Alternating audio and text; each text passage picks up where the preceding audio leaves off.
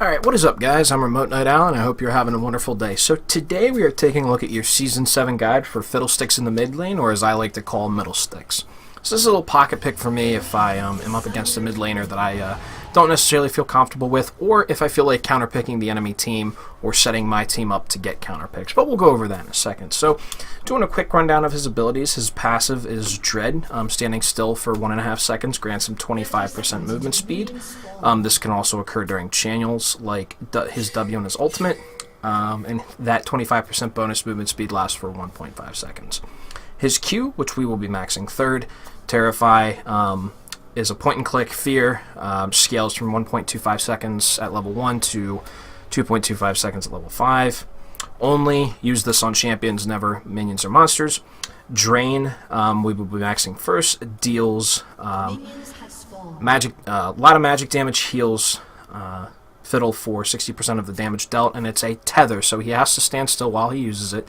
It lasts for 5 seconds, and deals up to, at level 1, a total of 400 plus 58 magic damage. All of his abilities scale off of 45% of his ability power. His E, Dark Wind, which we take first and max second, is this ability right here. He throws it out, it deals magic damage and silences all targets for 1.25 seconds, scaling up to level 5.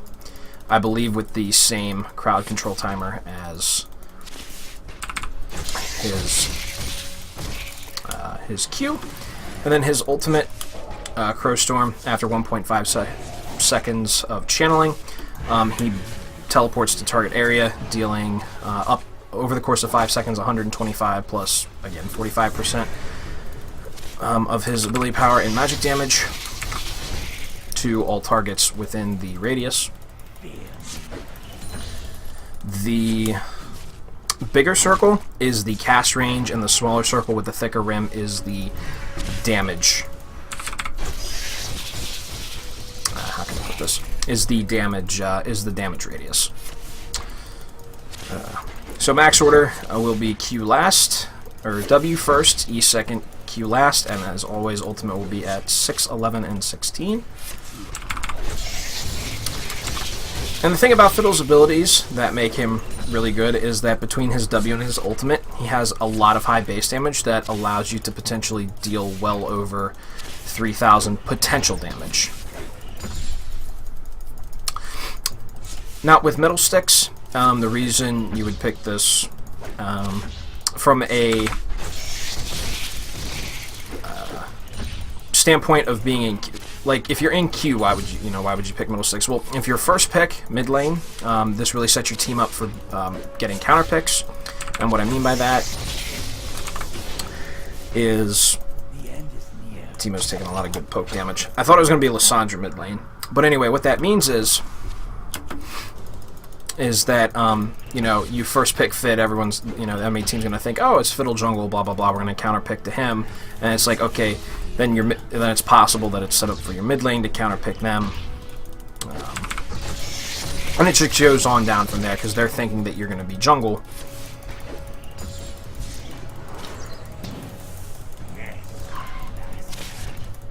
They're thinking that you're gonna be jungle.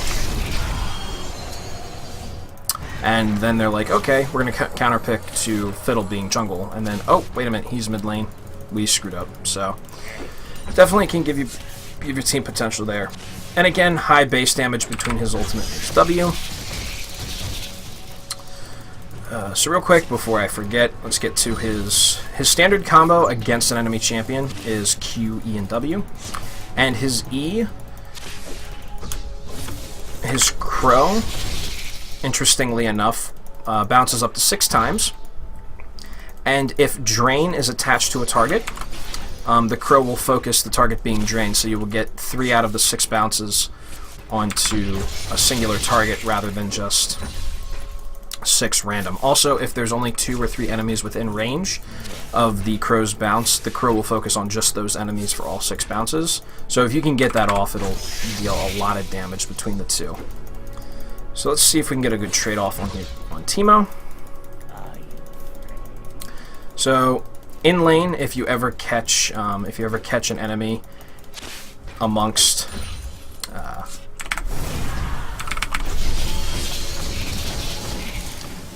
amongst several minions like that. As you can see, 3 of the 6 bounces landed on Teemo because we had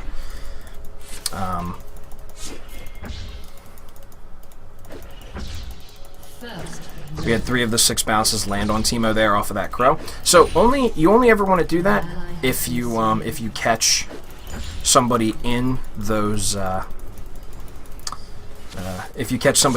minions. Otherwise, you can sit back and farm, just poke down with your E, because your kill potential definitely comes at level 6, which I'm going to show you here, and is actually a lot of fun to do. So, am I going to have enough mana to do it? Maybe. Yeah, we're gonna. Yeah, there's nothing we could do there to help Warwick, so it was 3 mid. Alright, so ward this up so they don't try anything sneaky.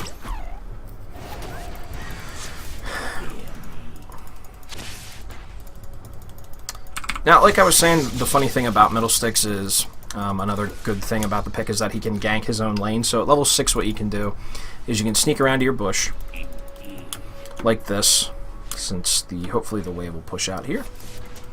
Yeah, hopefully we can catch Teemo in bad positioning, and I don't know why the pathing on that is bad. So we're going to come around here, and our flash is up, so that's good. So we're going to gank our own lane here.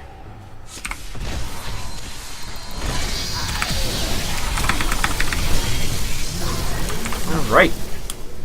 So as you can see, that's what your kill pressure is going to look like. It's really troll, but it's really funny. It's about 60 to 70% of the time you should get a kill off of that. You know, definitely good kill rate, especially if you can poke them down with your E early and they decide to stay. An enemy has been slain.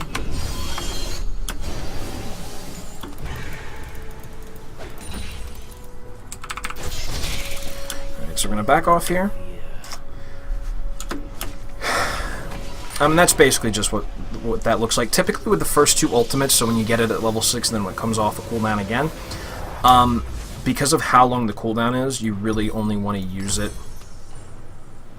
We're going to wait here for the 15 gold. You really only want to use it the first 2 times for ganking in lane, and then after that you want to use it to roam to help apply pressure, especially bot lane, because of all the AoE it does. But there again, with the long cooldown, this is one of the negatives that get negatives with Fiddle, is that you don't really have too much roaming potential with it. An enemy has been slain. Now remember, you always want to be nice to your jungler, with the possibility of being able to get blue.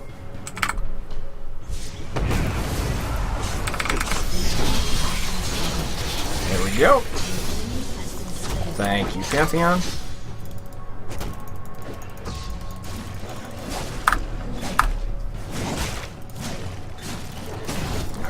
So that's fine, but again, definitely be nice to your jungler, because Fiddlesticks is a bit mana hungry. As you can see here at level 4 on his W, his drain, it's 110 mana. At level 5 it's 120 mana per cast, so can definitely be a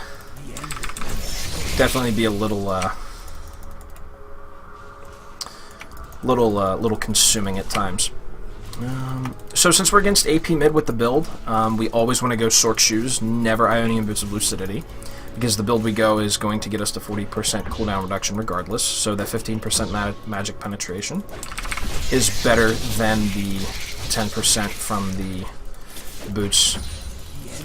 And then since we're against an AP mid, we want to go Abyssal Scepter first. If we were against AD mid, we would want to go Seeker's Arm Guard into Zhonya's Hourglass first. And then basically his core.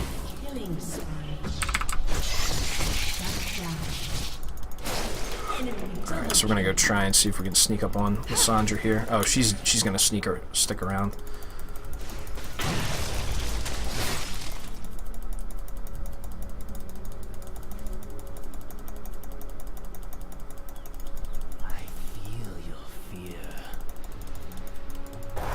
Oh, damn it.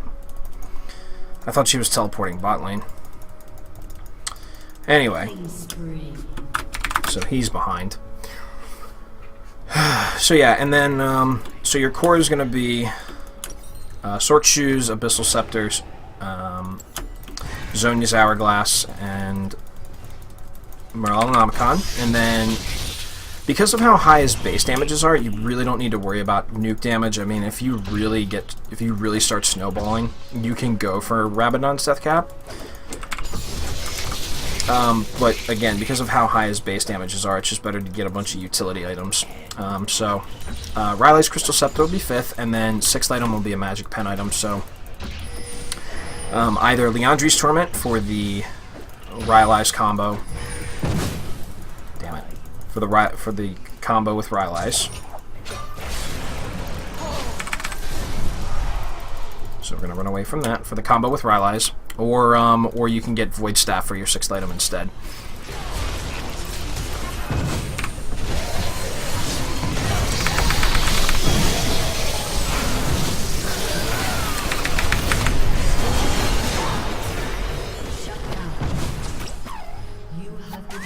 Alright, so we did pretty good there.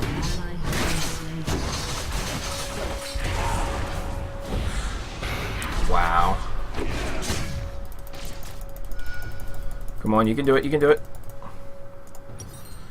Alright, so we're going to sell that, get that, and then since we're pretty far ahead, we're going to go for the Morello 2nd before the Zhonya's Hourglass.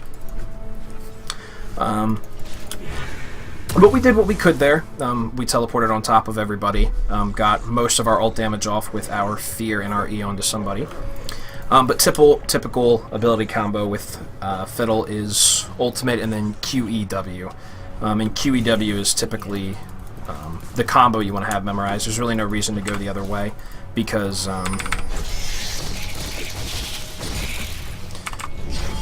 it's just the whole thing of like the Terrify removes a shit ton of movement speed, so you can just go Q, catch up to them, and then silence so they can't go anywhere.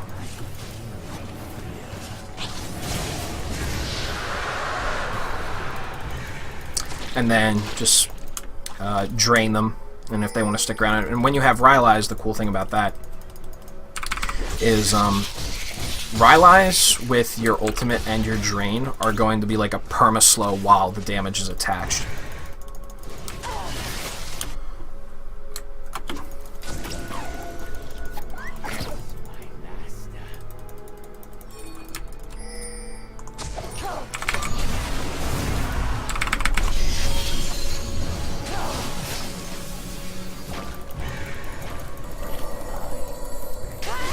So we're going to wait for cooldowns.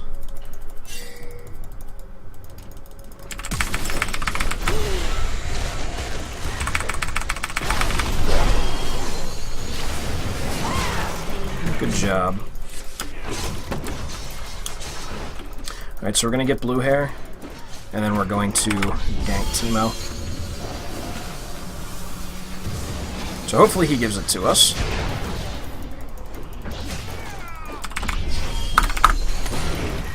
So now another sort of downside with Fiddle Middlesticks is that he doesn't really have a lot of wave clear, which is why we max E 2nd so we can get some of that wave clear. But people like Lux, Oriana, Syndra, who have like really good hard wave clear.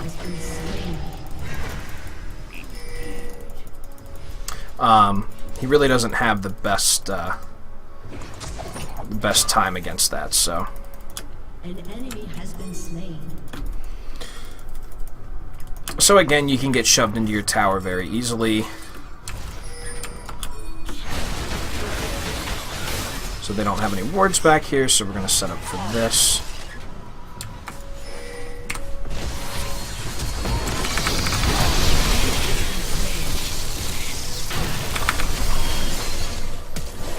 Ooh, almost. Come on, can we do it? Can we do it? Oh, I won't get a wave. But yeah, ganking your own lane. It's such a fun thing to do. And as you can see, there was a ton of base damage there. If they wouldn't have flashed out, it would have been a triple kill for us.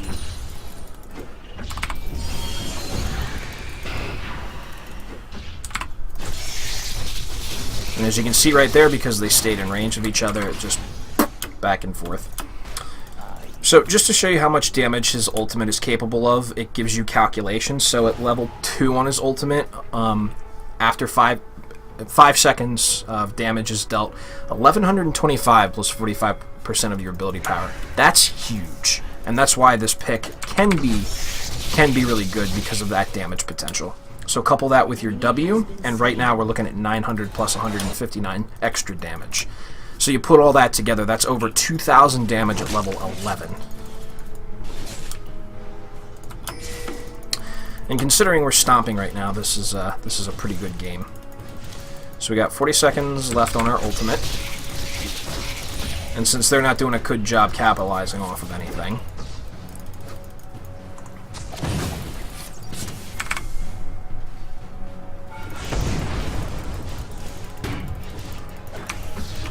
we're going to have a good time here.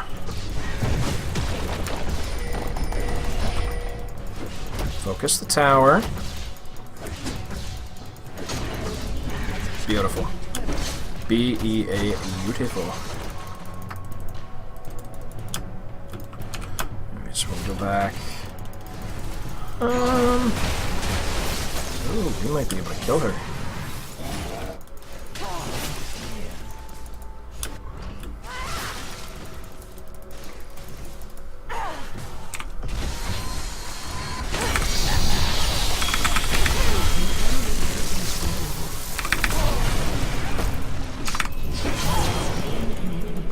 There we go. A lot of crowd control, a lot of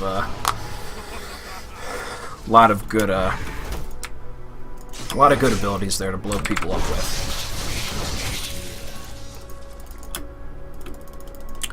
All right.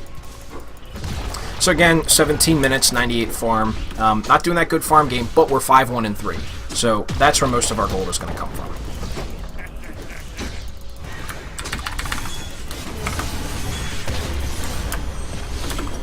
So, need a little bit more gold. We'll have enough for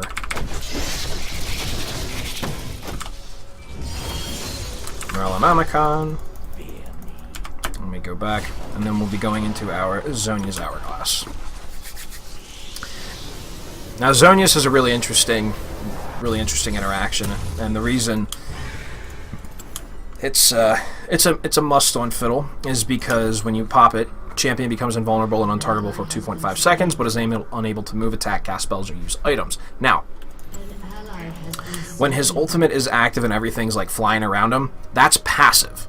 So you ult in, do your stuff, or you can pop Zhonya's right away. And when you pop Zhonya's, your ultimate will still be flying around you.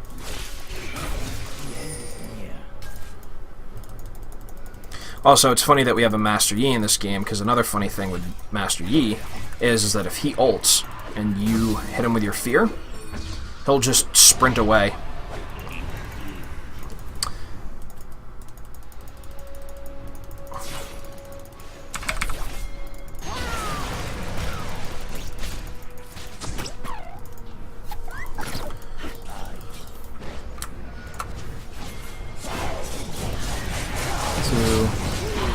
So we're going to come around here.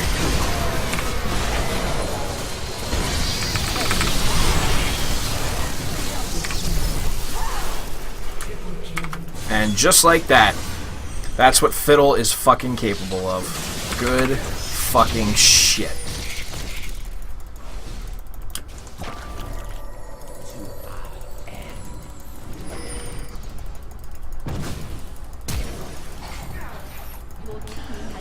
Alright, let's get Dragon. Not worry about that little shit.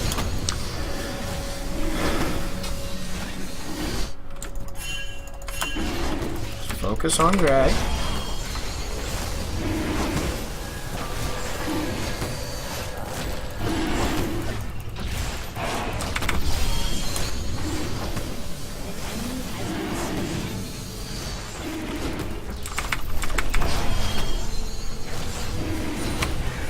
Double fire dragons, good job.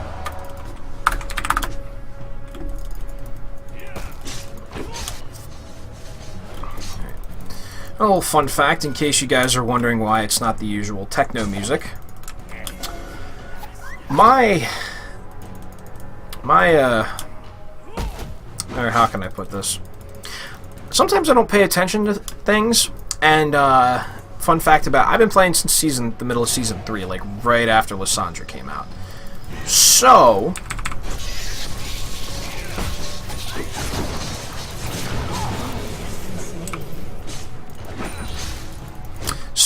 I was going through my settings, and I was curious, so I went to music, and I was just like, oh, classic.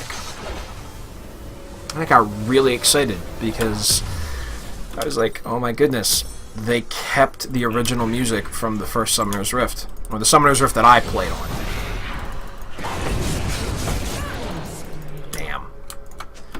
So I was like, I gotta put this on.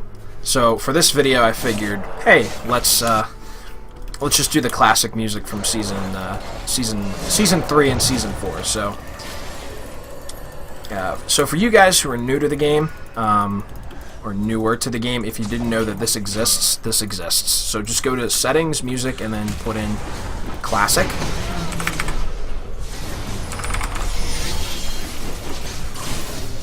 And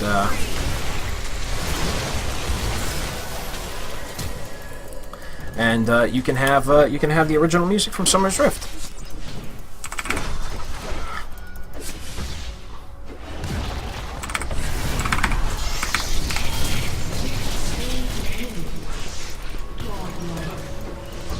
So right there, ooh, I'm gonna get out of tower range. So right there, we knew that we could keep him in range for our drain with our Crone Ignite, and we just went QEW Ignite, and bada bing, bada boom.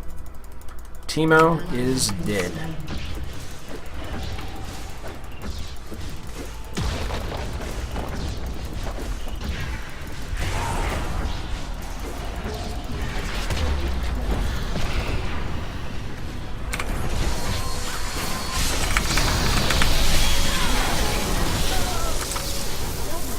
Alrighty then.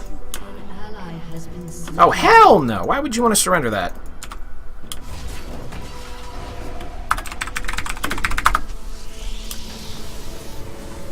Sometimes you just gotta make clutch calls like that. Now, Kate has no damage, and Morgana didn't have ult, so we just ulted in, went QEW on Kate, and another double kill. So there's that, and we're gonna start working on our Rylai's. Also, in the description, I also did a video a while ago for every single one of Fiddle's W's interactions with most champions, items, and summoner spells in the game, because it's a really unique ability and sticks to most champions against most of their abilities and stuff. Like, one interesting one is that if you put your tether on a support who is Oath Sworn to Callista, and then Callista ults the support, as long as it stays within range, the tether will stay attached to the support, which is really funny. So with this build, obviously you can see we have 40% cooldown reduction.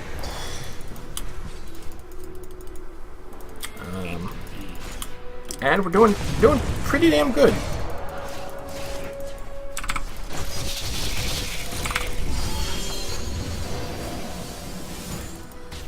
Another thing with Fiddle that's important to keep in mind is vision control.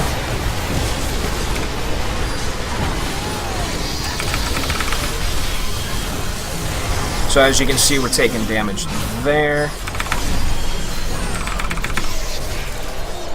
Run away. We were taking damage there, so what we decided to do was pop our Zhonya's hourglass because we were rooted and not stunned.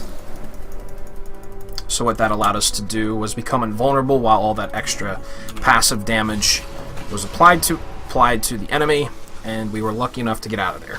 So that's usually what you're going to do there with Zhonya's hourglass. So getting to Rylai's.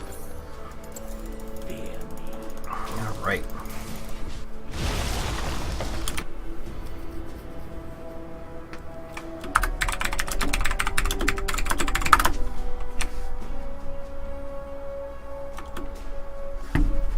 Mouse. Okay, good.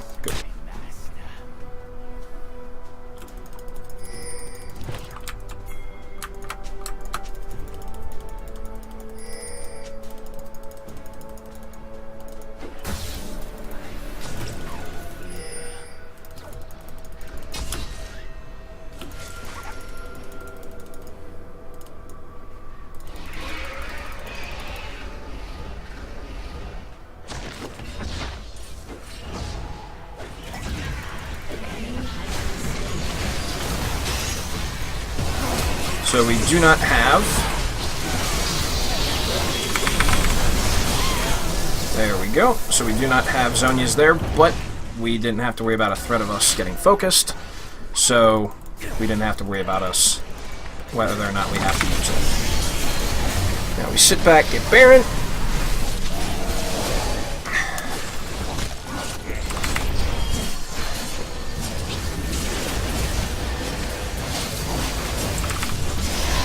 There we go. Do we have enough? Yep, and we have enough for allies. And what's funny about this, just slows the shit out of everybody. So we're gonna go for the Leandries last, since they're pretty squishy, and we want to get more burn damage onto them.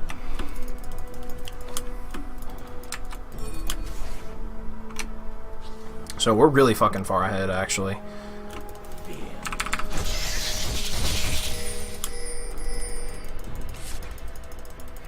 And then with Flash, another thing with Flash is that unless you're in a dire situation, you want to always save that for your ultimate, because when you ult and then you flash after the ultimate in that order, and you always want to do it in that order, mind you, it really gives you like a good extension on the cast range of the ult.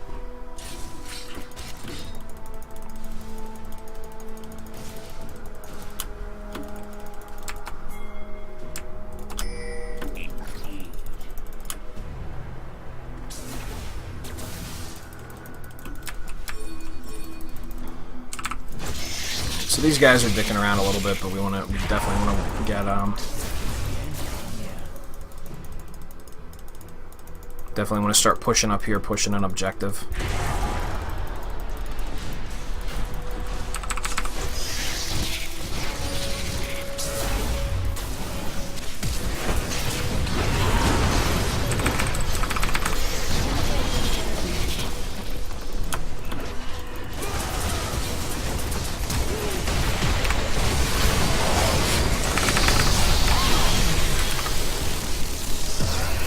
Oh shit, okay.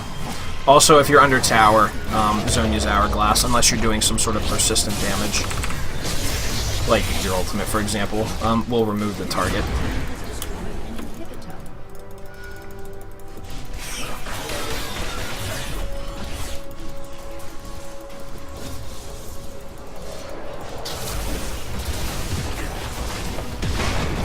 So push this up. Good rotations, good rotations.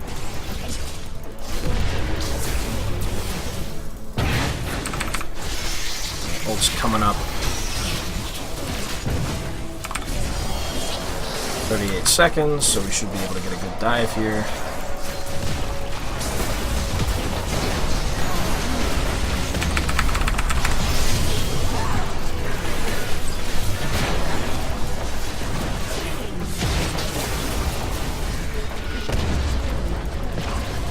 Alright, ladies and gentlemen, well, there looks like will be your Season 7 guide to Middlesticks. Again, it's a good pick. Can fall off a bit, but if you know what you're doing, definitely can pick it up, and definitely can definitely be a good solid counter pick, and a good solid way to set up counter picks. So anyway, guys, thank you for watching, and we'll see each other again real soon. Have a wonderful day.